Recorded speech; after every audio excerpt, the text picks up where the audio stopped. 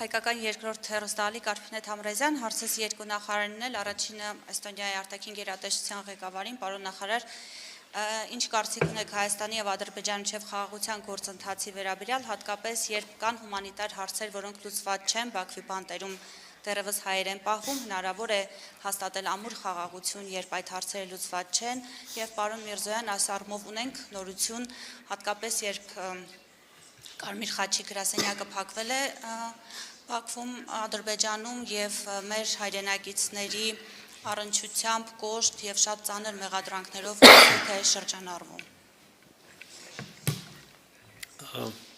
Դե գիտեք, այս հարցում մեր դիրքորոշումը մշտապես նույնն է, մենք կարծում ենք, որ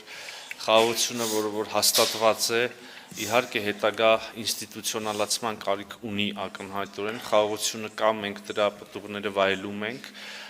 եւ միևնույն ժամանակ մենք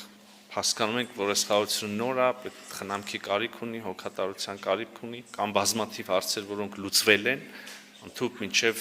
Ադրբեջանի տարածքով հայկական բեռների, Հայաստան նախատեսված բեռների ուրեմն տարանցումը կամ նույն երկկողմ առևտուրը, որ արդեն կա եւ որը կարծում ենք, որ կզարգանա, ցավոք սրտի եւ հասկանալիորեն բոլոր հարցերը չեն, որ լուծված են եւ ձեր նշածը իհարկե այդ հարցերից ամենազգայունն է թերևս մեր հասարակության համար։ Այո, ցավոք սրտի դեռ Բաքվում կան գերիներ, կան պահվող անձինք եւ կարծում ենք մեր դիրքորոշումը նույնն է, այսինքն օր առաջ այս մարդիկ պետք է ազատ արձակվեն եւ մենք վստահ ենք, որ նրանց ազատ արձակումը կգա միայն ամրապնդելու հաստատված խաղաղությունը։ Մենք շարունակում ենք մեր